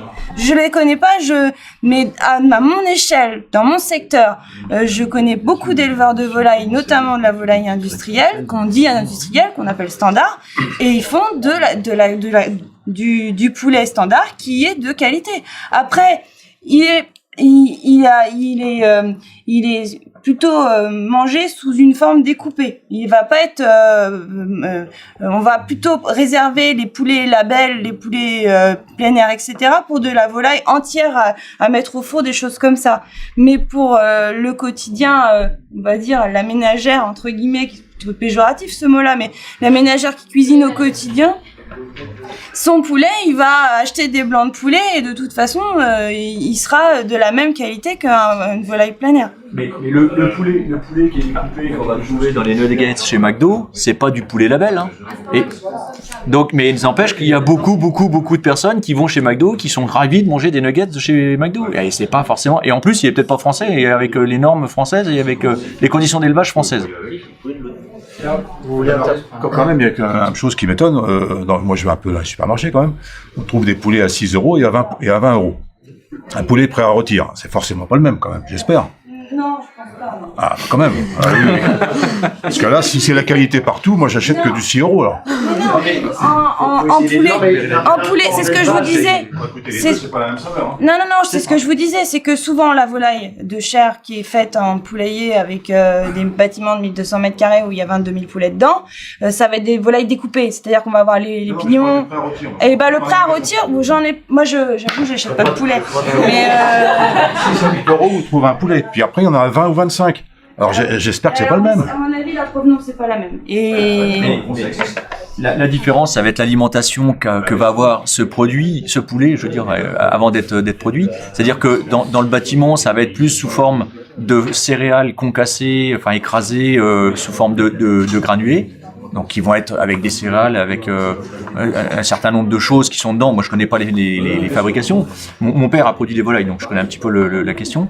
Par contre, les poulets label, les poulets bio vont manger des céréales plus brutes, qui fait que le même grain de céréales va pas le nourrir aussi fortement et va imposer la durée de croissance plus longue. Donc, au lieu d'avoir un poulet à 6 € qui a probablement passé du stade 30-35 grammes, c'est-à-dire poussin, à 2 kilos en 40-42 jours, l'autre, il va peut-être en falloir 90. Le pire exemple, c'est les saumons qui sont nourris aux pilules. Hein. C'est pas très bon, quoi. Et du coup, ça reste de la farine de céréales à l'intérieur. Hein, quand on regarde. Est-ce que le consommateur sait lire l'étiquette du produit, sait comparer un produit? Est-ce qu'on n'est pas noyé sous l'information? C'est ça aussi peut-être la problématique. Je pense pas qu'il y ait... Quand on fait les Ouais, c'est vrai. c'est ça du coup. Ouais. Et puis il y a derrière les grandes distributions qui font du marketing là-dessus. J'ai vu parole d'éleveur. Au final, c'est juste l'image qui a changé. C'est la même volaille que d'habitude, mais sauf qu'ils ont dû négocier en disant on met 2-3 photos d'éleveurs, machin, ça fait chouette et ça se vend mieux. Et il y a une marge supplémentaire. C'est du marketing. Et ça, non, on sait pas faire. Après c'était là la question. Est-ce que le consommateur lit l'étiquette et regarde l'étiquette? On a de plus en plus d'étiquettes avec un petit liseré bleu, blanc, rouge. C'est moi, je suis de France. À quoi correspond-il? Transformé. Ah non, ça peut être de tout. Mais on peut avoir juste du emballé en France. Ah bah oui. Et donc voilà, est-ce que vous, consommateurs, là, vous êtes trois, est-ce que vous faites attention à ce qui est marqué sur l'étiquette? Enfin, moi, je regarde. Honnêtement, la plupart du temps, mais je peux pas dire 100% du temps non plus. Et est-ce que l'étiquette est assez lisible? Non, des fois je cherche et... Ouais. Quand je cherche un produit de qualité, je lis l'étiquette. Et dès qu'il y a un nom que je ne connais pas, ou un sigle que je ne connais pas, je le mets de côté. On voit souvent des acidifiants, des colorants, des machins, des ceci, des cela. Quand je cherche un produit de qualité, alors c'est peut-être un préjugé, mais je me dis que c'est un mauvais produit. Oui, mais alors sur le consommable quotidien, tu le regardes pas? Parce que là, on a l'exemple des chocolats en poudre. Il y a une belle... L'enquête se lit dans le bon sens. Non, je l'ai. J'ai un des produits comme ça. Il y a une vidéo très très bien que Alain Lemire m'a envoyé, qu'on peut trouver sur Internet. On vend du chocolat en poudre et il y a une part de chocolat qui est minime dans le chocolat en poudre. Non. La plupart du temps, c'est du sucre. Mais donc on donne du sucre à nos enfants. Et même sur des Nesquik en bas âge, à partir de 3 ans, qui passent du lait maternel au chocolat en poudre le matin. Donc on donne des morceaux de sucre à nos enfants. Et finalement, si on va pas chercher l'information, on l'a pas. Donc moi, je trouve qu'on est quand même un peu trompé sur ce qu'on achète, désinformé, et la part de marketing est... Qui n'a jamais bu un chocolat chaud Nesquik ou Banania? Oui, ça marche au début. Voilà. Oui, Moi, j'aime pas le chocolat. Voilà. On a 1% de la France peut-être. Après, la question, elle peut se résoudre vite. Hein. Si tu limites tes courses en supermarché et que tu vas au marché de producteurs, tu lui poses la question, tu peux discuter, tu peux échanger. Là, tu t'en fiches des étiquettes. C'est toute la différence aussi. Hein. Question. Oui, mais tu peux pas le faire sur tous les coups. Je voudrais poser une question aux consommateurs. Quand on va dans les supermarchés, et je suis pas mieux placé que vous, hein, je vous rassure, on n'en a pas pour longtemps à dépenser 100 ou 150 euros dans un caddie. Et on passe combien de temps pour le dépenser? 1 heure, parce qu'on n'a pas le temps. Et on se dépêche, on pousse. Alors, on passe presque... un drive, comme ça, vous n'avez pas à y mettre des pieds. Et comme ça, vous consommez moins.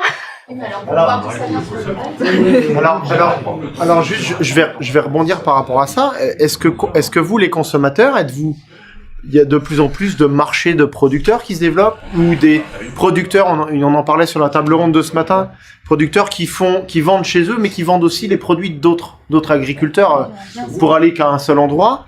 Est-ce que vous êtes prêts à y aller? Est-ce que vous êtes prêts à le faire? Est-ce que vous... Comment on s'organise? Voilà, comment vous verriez ça? Et vous, les agriculteurs, est-ce que vous seriez prêts à faire cette démarche de vendre chez vous? Alors après, ça va être compliqué. Enfin, honnêtement, le consommateur il est prêt à faire un effort, mais faut pas qu'il se tape 15 fermes le samedi, quoi. Hein? On n'a pas le temps. C'est exactement ce que je disais il y a on prend pas le temps d'acheter les produits parce qu'on n'a pas le temps. Il existe les magasins producteurs à Tours. Enfin, ça peut être des solutions. Avec les rythmes de vie qu'on a aujourd'hui, moi, le rêve, ce serait d'avoir un drive de producteurs locaux.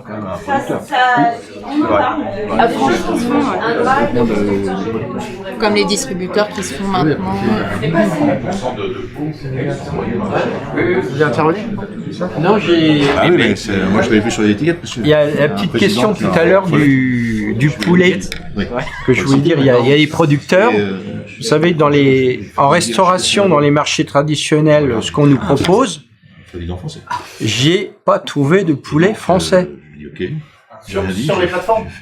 Oui, sur les plateformes, ce qu'ils proposent à l'installation, j'ai trouvé que du poulet de Pologne ou poulet de Pays de l'Est. Je cherchais du poulet français, c'est impossible.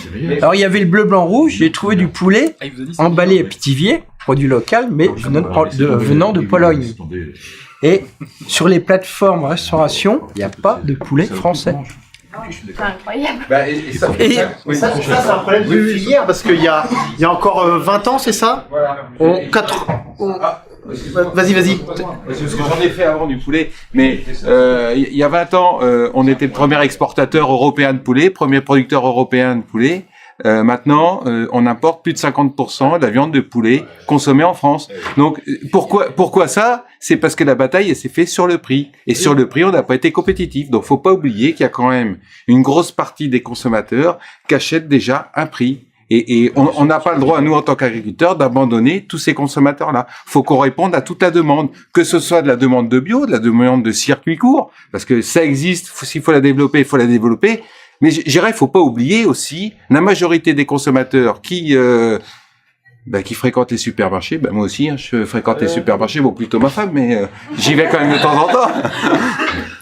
Mais où là, on achète du produit, et le problème qu'on a, c'est que derrière, on a aussi énormément de produits importés qui sont là. Là, la compétition, elle est impossible. Et moi, je suis si elle est possible, mais on en revient aux normes si on a les mêmes normes. Ouais, mais le prix de la main-d'œuvre, est impossible à jouer. Non, mais il n'y a pas que la main-d'œuvre.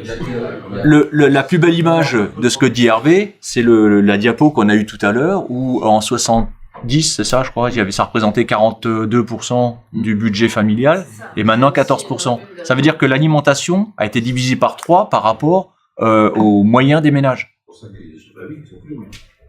Donc, non, c'est pas qu'ils ont plus les moyens, c'est que les moyens à multiplier par 3 pendant que l'alimentation est restée au même niveau.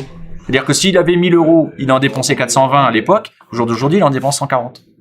Mais moi, la question du prix, ça me fait toujours sourire parce que je pense honnêtement que, dire oui, il faut qu'on produise pas trop cher pour ceux qui ont pas trop de budget. Déjà, je pense que c'est vraiment c'est une question sociétale plus qu'une question alimentaire parce que les gens qui consacrent plus d'argent sur leur téléphone et leur voiture que sur leur alimentation, il y a quand même un réel problème.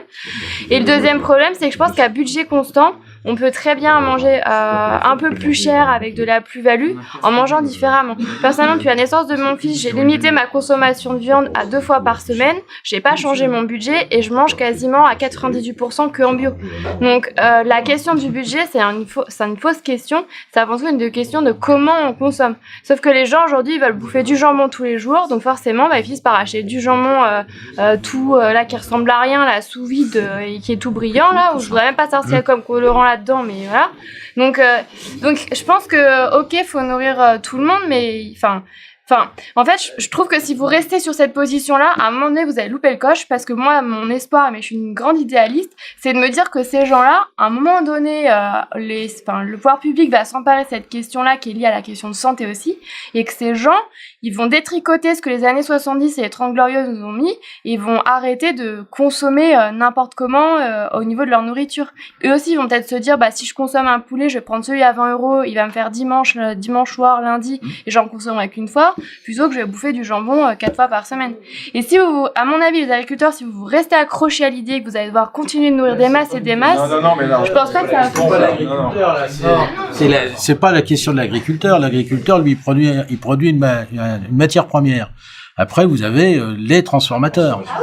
Et les transformateurs, alors ça peut être les transformateurs, parce que on prenait l'exemple de la grande chaîne de distribution qui joue des épées, où finalement, eux, ils ont la ligne, le pêcheur, la conserverie et les magasins. Bon, ces gens-là, qu'est-ce qu'ils cherchent? C'est à vendre le plus possible. Donc, c'est à vendre le plus possible. Donc, le plus possible, pour attirer le chaland, et on est tous pareils, c'est le prix. Premier acte, c'est le prix. Donc, et après, vous avez les industriels, on va dire, qui, eux, ont une politique sociétale et de santé publique, qui vont aller chercher un produit de meilleure qualité. Donc vous avez, si on prend les grandes multinationales, parce que faut parler de cela, vous avez dans les grandes multinationales, vous avez la filière qualité et la filière très très grand public. Et là, Je peux rebondir sur la consommation de médicaments aussi. Il y a des gens qui bouffent des saloperies et qui sont tout le temps malades et qui se gavent aux médicaments, donc faut compter ça aussi. Ou qu'il leur faut tout le temps des compléments alimentaires ou ceci ou cela. On parle de consommation et de changement de mode de consommation. Vous nous aviez parlé, quand on s'était vu, la consommation évolue et la consommation, elle n'est pas la même entre Montargis et Orléans. Vous voyez une grosse différence? Ouais. Alors je peux dire j'ai ouvert Orléans il y a 5 ans et demi. Je suis arrivé avec mon bagage gâtinais et les habitudes alimentaires du Gâtinais. Et pour vous dire, on est tombé sur une clientèle vraiment urbaine. On a changé de fusil d'épaule très très rapidement. Et je peux vous dire, en 3 ans de temps, on a une consommation. Normalement, ce qu'on appelle les gens végétariens, véganes, on dit il y en a 3%. Moi, à Orléans, je suis sur du 25-30% maintenant. Et après, on me demande du sans gluten, on me demande du sans lactose, on me demande... Et du coup, j'ai transformé la demande selon l'habitude alimentaire. Vous avez le carnivore sans gluten, vous avez le végétarien, mais qui va manger du gluten, et vous avez toute cette habitude alimentaire, et en fin de compte, il faut faire le chemin inverse, parce que les habitudes changent, et vous avez une tendance alimentaire maintenant, ce qu'on appelle, on revient dessus, des flexitariens. Beaucoup.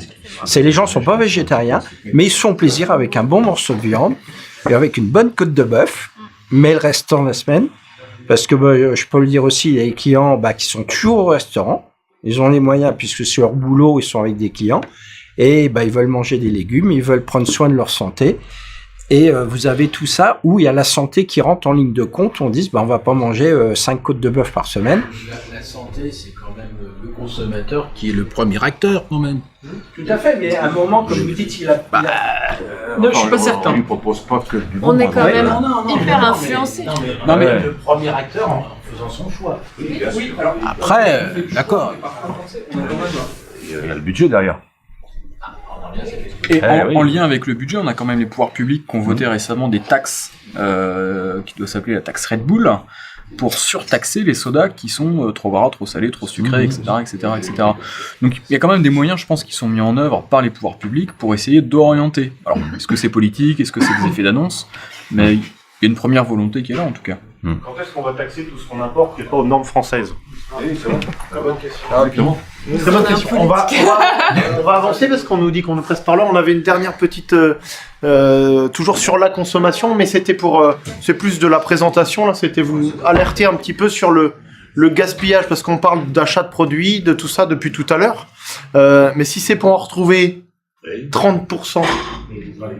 Non, c'est pas ça. C'est, je sais plus. Enfin, oui. 30% finissent dans la poubelle quand même, les achats. Donc, déjà que les gens évitent de gaspiller et évitent... Enfin, je sais pas comment vous faites chez vous, quoi, mais... Clément propose de faire un tour de table de...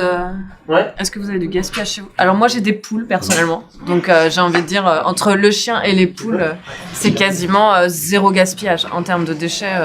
Vous les mangez, vos poules, après? Non, le chien les mange. Allez, la boucle est bouclée. Accidentellement. Non. Mais voilà, moi personnellement, on a quasiment zéro gaspillage, mais on a aussi la chance de vivre à la campagne, donc peut-être que les gens qui vivent en ville C'est pas une excuse, non. ont des difficultés différentes. On gère ou pas. Moi, je gaspille.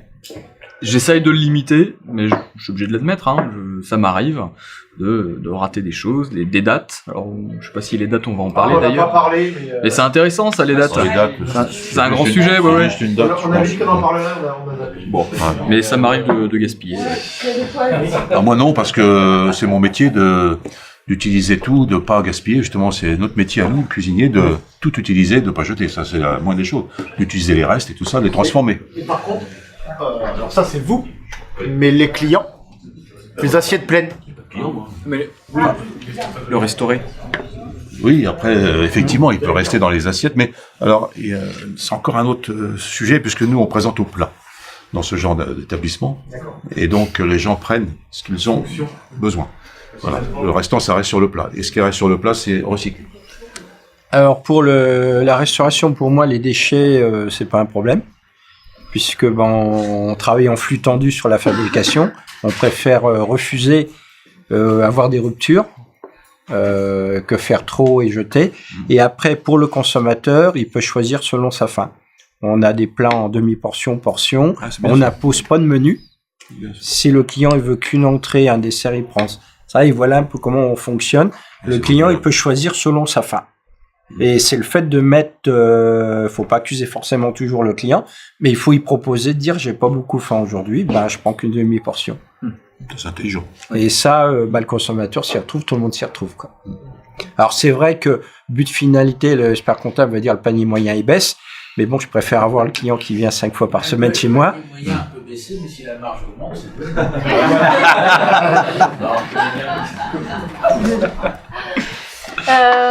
Moi j'avais des poules, elles se sont faites manger. Le chien, c'est le même? Non, c'est un renard, mais on va bientôt en avoir et effectivement, ça c'est pas mal au niveau des déchets. Et sinon, en fait, mon truc aussi, c'est qu'on cuisine, je cuisine à la semaine, donc sur des temps très courts, donc je stocke pas non plus beaucoup de nourriture et je pense que ça c'est un bon truc pour pas gaspiller. Nous, moi, en tant que producteur, le gaspillage, c'est toujours malheureux de voir qu'on a produit des matières premières, qu'on y a passé du temps, de l'argent, et de voir que ça finit à la poubelle, quoi. C'est pas la philosophie que j'ai de mon métier. Mon métier, c'est de nourrir, c'est pas de jeter, quoi. Ça me fait un peu mal au ventre, quoi. Vous? Moi, je suis consommateur. Donc, effectivement, moi, ça m'interpelle quand je vois que j'ai 280 €, c'est par habitant. Kilo, pardon. Par personne, ça fait mal au cœur. Et je pense que c'est une question d'éducation. Ouais. Ça part dès le plus jeune âge. C'est pas une question de santé. C'est une société. Oui, mais la société, chacun est membre de la société. Donc il arrive un moment où, moi j'ai des petits enfants, je fais quand même attention à ce qu'ils font. Je leur explique. Le dramatique, ce sont des gens qui n'ont pas forcément les moyens et qui vont jeter quand même. C'est souvent lié. C'est ça qui est terrible. Il a 2 jours de retard sur la date. Moi, ça, c'est pas grave, vous pouvez attendre des mois. C'est pas gênant. Personnellement, ça m'est déjà arrivé de consommer des yaourts qui avaient 1 mois de péremption. Mais c'est pas pour autant qu'il est mauvais. Bien sûr. Mais Nous, tant que ça n'a pas de poils, on mange. Donc, non, je gaspille pas. On cuisine beaucoup. On a souvent du monde, donc ça passe vite. Puis, si vous voulez des poules, j'en ai à vendre au mois d'octobre. N'hésitez pas. Et voilà. Quand on a des ados, il n'y a pas beaucoup de gaspillage non plus, parce que ça mange beaucoup. Des ados. Des ados ou des poules. Ah, c'est moins cher une poule, quand même. C'est vrai, mais ça donne pas la même satisfaction quand même. C'est bon. Mais par contre, après, les agriculteurs, quand ils ont des soucis et qui dévident tous leurs fruits, moi je suis du sud-ouest, quand ils sont pas contents, ils dévident tous leurs fruits au lieu de les... Et ça, c'est pas bien, parce que ça, c'est du gaspillage. Ça, je suis pas contente après. Oui, mais s'ils peuvent pas les vendre, c'est gaspillé quand même. Non, mais ils peuvent les donner aux poules, ils peuvent plutôt qu'aller les dévider devant les préfectures. Après, les préfectures, ils les donnent aux poules de toute façon. Je suis d'accord avec vous, madame. Là, ça me choque un peu. C'était un système. Non, c'est pas un système, c'est qu'à un moment, le produit, il vaut plus rien. Parce qu'il y a une. Il vaut plus rien parce que. Oui, mais je sais bien. J'ai vu des belles pommes qui valaient quelque chose. Non, il vaut plus rien sur le marché parce que tout arrive au même moment. Oui, mais il y a une autre façon. Et ben, c'est qu'il n'y a pas d'acheteur en face. On va les donner dans les maisons de retraite, on va les donner dans les hôpitaux. Ah oui, mais non, parce qu'après, ça vous coûte plus cher d'aller les donner. Parce qu'il faut. Qui c'est qui paye le transport, qui c'est qui paye le conditionnement. Qui paye les camions qui viennent dévider devant les préfectures. Oui, mais c'est pas la même chose que d'aller aux maisons de retraite. Ça me... Non, mais je sais. Toi, tu gaspilles? Ouais. Oui, moi c'est pareil, pour être honnête, je gaspille, j'essaye, et pourtant, au niveau de l'éducation, on m'a éduqué à pas gaspiller. Voilà, mais ouais. Moi, j'ai la chance d'avoir une femme qui cuisine beaucoup et on gaspille pas. Et non, mais c'est important ce que tu viens de dire. Moi, j'apprends à mes filles et nos stagiaires, quand ils viennent chez nous, on leur impose, on leur dit, si c'est pris, c'est mangé. Moi, j'aime bien qu'une assiette soit propre en fin de repas. J'aime pas qu'il en reste dedans. Je trouve que c'est... Donc nous, nos filles, elles finissent leur assiette. elles aiment pas ou elles en veulent pas beaucoup, t'en prends pas beaucoup, mais tu prends. Fonction, voilà. Ouais. Donc ça, c'est important. Je crois qu'on nous presse, là, on me fait des signes depuis tout à l'heure. Ah bon? Oui. Voilà, je crois que c'est terminé. Bah, je vous remercie pour les débats. En petite conclusion, voilà, c'est une petite phrase qu'on aime bien. Alors, on parlait de communication tout à l'heure. Moi, je communique un peu sur les réseaux sociaux, sur Twitter notamment. Et j'avais mis cet été, en scène des petites vidéos. Donc justement sur le blé avec un paquet de farine, sur l'orge avec un verre de bière, sur l'huile avec une bouteille d'huile de colza, sur le maïs avec du dentifrice, avec un rouleau de papier toilette, je crois, et puis je sais plus quoi. Et voilà, pour dire que tous les jours et tous les repas, vous avez au moins un agriculteur ou une agricultrice dans votre assiette. Et ça, je pense que ça, c'est hyper important, qu'à la base, avant que ce soit un produit, il y a des agriculteurs, et pas que, puisqu'on en a parlé tout à l'heure, il y a aussi tout un environnement économique et social qui en découle. On parlait tout à l'heure, un agriculteur, c'est 7 emplois induits. Mais tout ça, vous l'avez quand vous avez un produit dans votre assiette, vous avez tout ça. Voilà. Qu'on ait affaire qu'à vous, hein. Ah bah oui, on mangerait mieux, hein, que des produits transformés. C'est le cauchemar de l'industriel, ça, et de l'actionnaire. Ah oui, c'est en train de... Il y a une mutation qui est en cours quand même. Oui, après, il faut... Ça serait qui est plus... Bah, moi, j'ai réalisé un peu ce que dit Bernard. Moi, je connais mes producteurs derrière. Ça, c'est bien. Et du coup... Ça serait l'idéal. Et je suis sûr que vos producteurs sont fiers d'être sur votre carte. Ah bien non. Oui, non. Ouais, moi je trouve ça génial, nous ça fait un petit bout de temps. Votre boutique, la première page qui est...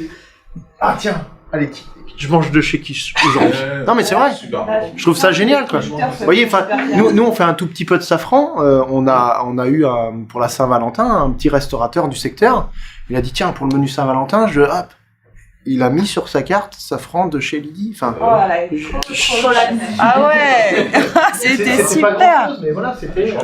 Ouais. Donc. Alors je vais venir chercher du safran. En plus, j'aurai une femme. Voilà. Ah, avec vous avez déjà un bon client. Oui, j'ai des femmes. C'est bien. Ah bah avec plaisir. Le safran du Gâtinais. Ouais. Merci à tous en tout cas d'avoir participé à ce débat. Peut-être que le public a des questions quand même rapidement sur ce qui s'est dit sur... Allez-y, entrez, il n'y a pas de souci. Est-ce que vous avez des questions? Si on peut finir sur vos questions par rapport à tout ce qui s'est dit sur la consommation, sur les normes, sur les étiquettes, sur les produits. Pas de questions. On a été clair, on a été formidable. Merci en tout cas de votre participation et d'avoir pris un petit peu de votre temps pour venir cet après-midi animer notre salon de l'agriculture. Merci beaucoup. Bien. C'est bien.